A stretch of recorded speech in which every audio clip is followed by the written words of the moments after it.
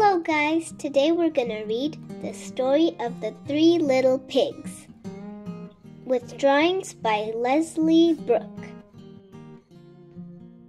The story of the Three Little Pigs.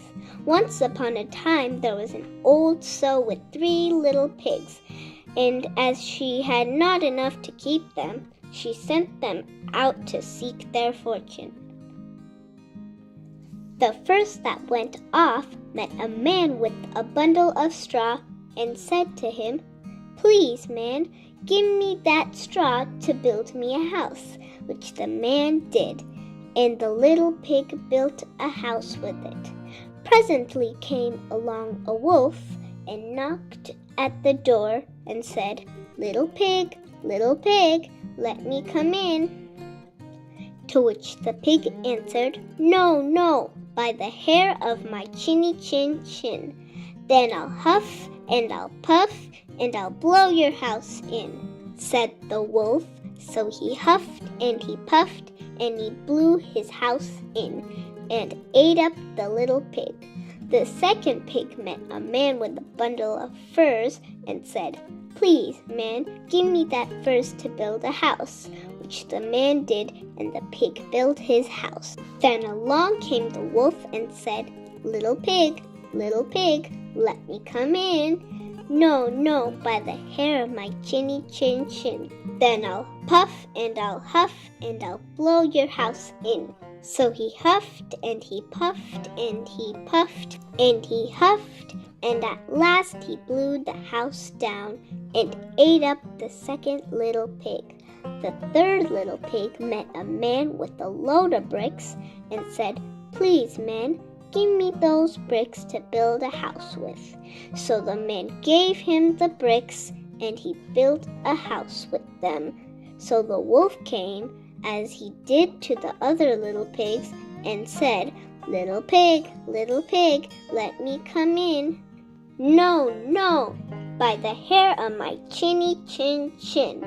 Then I'll huff and I'll puff and I'll blow your house in." Well, he huffed and he puffed and he huffed and he puffed and he puffed and he huffed, but he could not get the house down. When he found that he could not, with all his huffing and puffing, blow the house down, he said, "Little pig, I know where there is a nice field of turnips." "Where?" said the little pig. "Oh, in Mr. Smith's home field, and if you will be ready tomorrow morning, I will call for you, and we will go together and get some for dinner." "Very well," said the little pig. "I will be ready. What time do you mean to go?" "Oh, at 6 o'clock.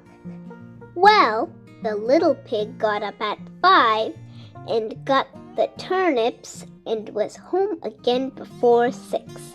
When the wolf came, he said, "Little pig, are you ready?" "Ready," said the little pig. "I have been and come back again and got a nice pot full for dinner." The wolf felt very angry at this, but thought that he would be up to the little pig somehow or other. So he said, "Little pig, I know where there is a nice apple tree." "Where?" said the pig. "Down at the merry garden," replied the wolf.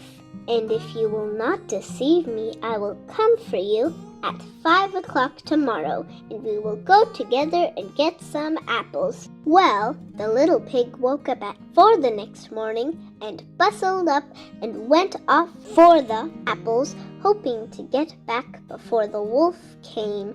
But he had farther to go and had to climb the tree, so that just as he was coming down from it, he saw the wolf coming, which, as you may suppose, frightened him very much. When the wolf came up, he said, "Little pig, what? You are here before me?